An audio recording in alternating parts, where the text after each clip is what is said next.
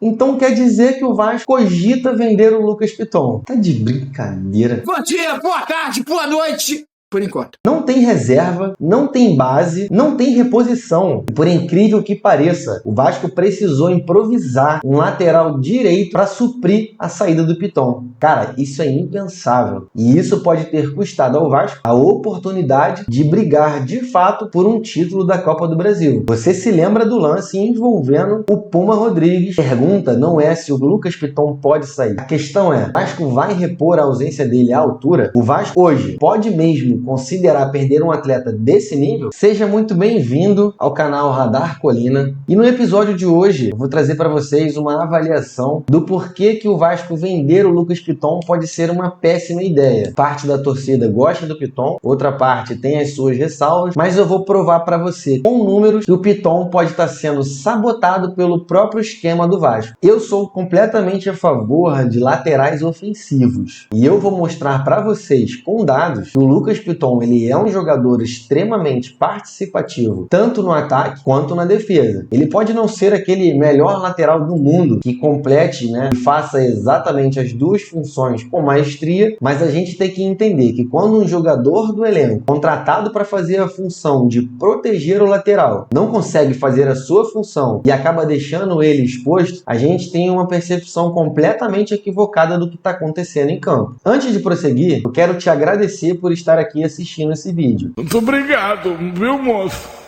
Olha, essa análise ela deu trabalho. Foi jogo por jogo, número por número, mas eu confesso para vocês que eu fiz isso com muito prazer. Porque discutir futebol com contexto, entender os dados é o que realmente vale a pena. Se você curte esse tipo de conteúdo, já deixa o like e se inscreve no canal. Dá essa moral. E isso ajuda demais o vídeo a alcançar mais gente de maneira rápida. É muito fácil para você entender por que o Vasco não deveria vender o Lucas Piton. Primeiro de tudo, valorização do ativo e do atleta. O Vasco hoje ele pode se dar ao luxo de melhorar a proposta, aumentar salário. É um time que vem conseguindo fazer reservas financeiras. O Vasco hoje ele pode e deve se dar ao luxo de segurar os seus atletas. O Vasco ele vem conseguindo alcançar alguns objetivos como permanência na Série A, chegar às semifinais de competição. E nesse ano de 2025, o que já era esperado, o Vasco conseguiu chegar à final. E eu vou te falar, que se o Piton tivesse nesse jogo, eu tenho certeza que a situação poderia ter sido diferente. O Lucas Piton, há algum tempo, é um dos laterais mais produtivos da Série A. Ele é o líder em assistência entre os laterais, ele é titular absoluto com uma minutagem absurda e ele não tem uma reposição de imediato no elenco. Sem contar o seguinte, rapaziada, o Lucas Piton, ele se lesionou e ele já tá fazendo um trabalho de evolução para poder retornar a campo. A evolução desse cara é absurda. O Vasco já sofreu muito com laterais contestáveis, laterais que se lesionavam. O Vasco tinha perfil de jogadores que ficavam durante muito tempo no departamento médico. O Vasco hoje ele não está discutindo desempenho, ele está discutindo mercado. Então, para uma valorização da marca, tendo em vista que o clube está negociando reforma de estádio, novos patrocínios, conseguiu fazer uma parceria inédita com a Nike, o ativo do clube ele precisa ser extremamente valorizado. E eu vou trazer um comparativo com outros dois atletas que vocês vão entender o porquê que o Lucas Piton hoje precisa ser mais valorizado do que simplesmente tratado como uma moeda de troca. Não é um exagero eu dizer que uma improvisação do Puma no lugar do Lucas Piton pode ter custado ao Vasco, quem sabe, a possibilidade aí de levar o jogo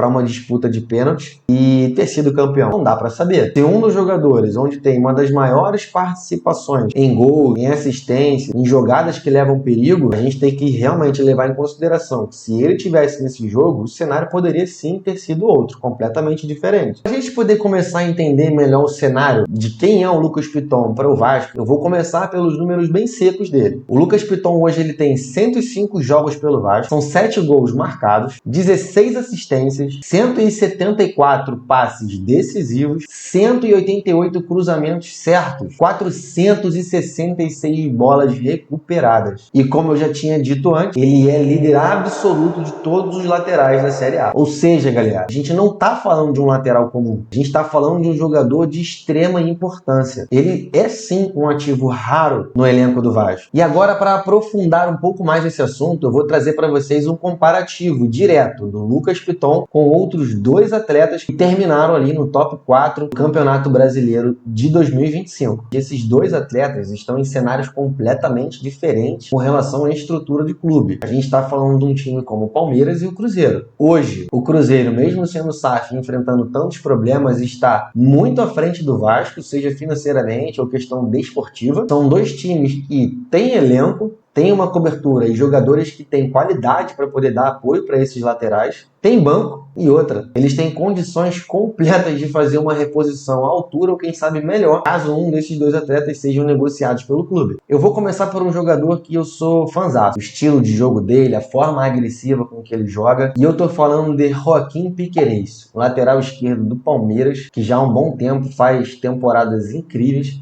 O cara é uma máquina. A gente vai começar analisando nessa imagem um mapa de calor de posicionamento desses 2 atletas. Você pode ver que o Lucas Piton e o Piquerez, ele tem basicamente quase que as mesmas movimentações. A diferença é que o Piquerez, se você puder analisar aqui, ele é ainda um pouco mais agudo, ele consegue chegar mais na linha de fundo, mas se você olhar a intensidade, o Piquerez ele joga um pouquinho mais para dentro do meio de campo. O Lucas Piton ele é mais aquele corredor, né? Ele auxilia sim na marcação, mas é um cara que apoia totalmente o ataque. Por muitas das vezes, o Lucas Piton teve que jogar, desculpe o termo, cara, mas com companheiros que não estão à altura. E o que a gente ainda pode levar em consideração, a qualidade do Lucas Piton, é que ele faz o cruzamento dos 2 lados do campo. Se vocês analisarem aqui no primeiro quadro, vocês vão ver que tá ali no escanteio, tá o mapa de calor marcando esses 2 pontos, enquanto o Piquerez tá marcando somente lá na lateral esquerda. E eu fiz questão de trazer os dados comparando o Lucas Piton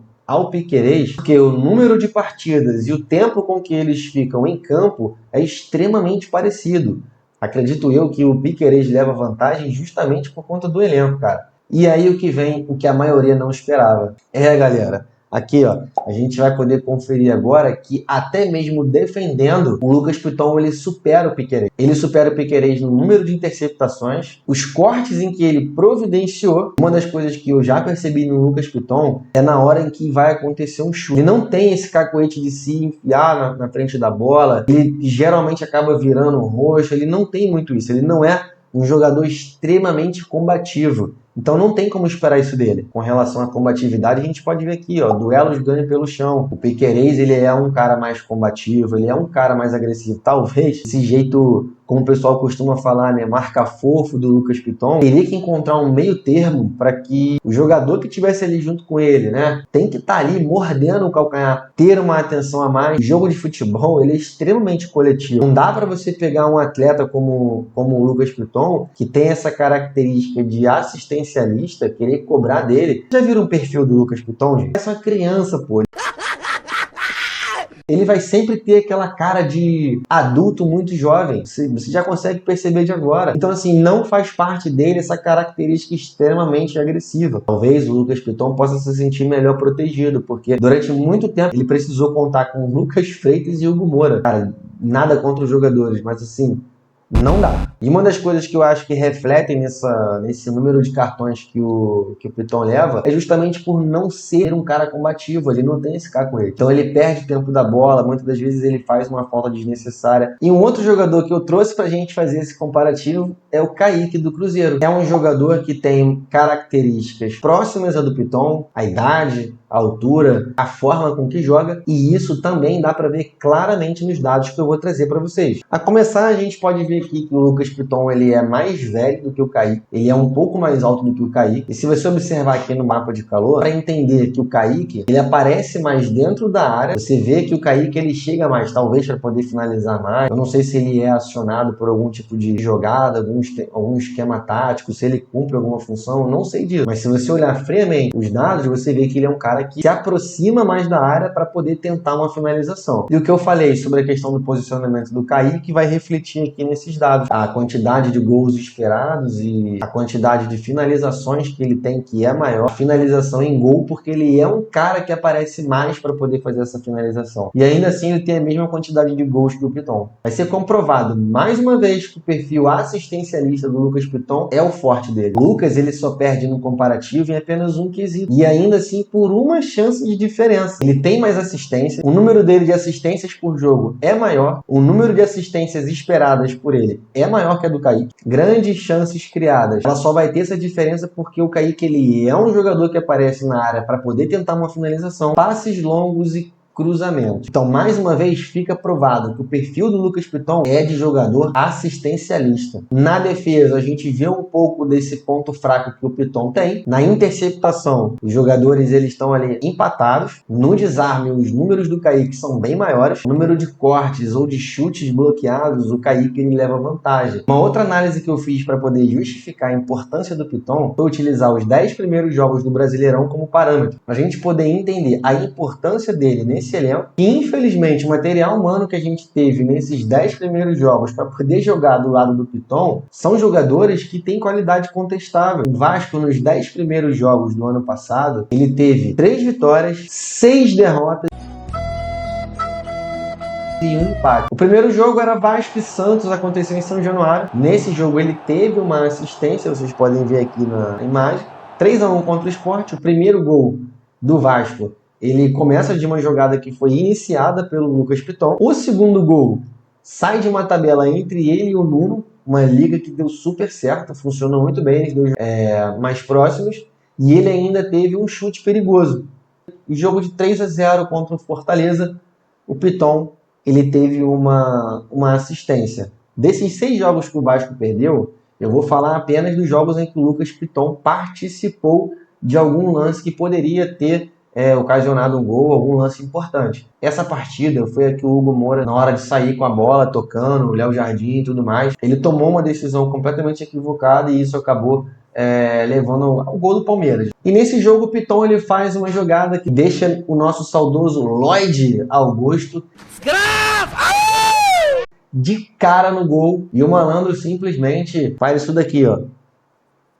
E o empate contra o Flamengo, o que a gente tem que levar em consideração é que durante quase todo o primeiro tempo, os lances mais importantes criados pelo Flamengo foram em cima do Paulo Henrique. Só depois ali mais ou menos da metade do segundo tempo para lá, as jogadas começaram a acontecer ali no setor onde o Lucas Piton atua. Mas as bolas elas eram alçadas e procuradas fazer virada de jogo. Não eram jogadas que eram nas costas do jogador, não eram jogadas que eram feitas em cima dele. Eles aproveitavam a qualidade do, acho que era o Wesley, e aí eles faziam essa inversão, né, de jogada para poder tentar achar o Bruno Henrique, achar o Pedro, e aí não teve nenhum lance em que realmente foi em cima do Piton. E aí, você curtiu esse vídeo? Também é fã de análise de jogos, de jogadores, dados? Eu espero que você tenha gostado. Esse vídeo ele deu trabalho, mas foi muito bacana de fazer. Se você puder me dar essa força, curte esse vídeo para que a plataforma entenda que ele é relevante. Deixa seu comentário aqui, o que você achou sobre as análises, qual a sua opinião,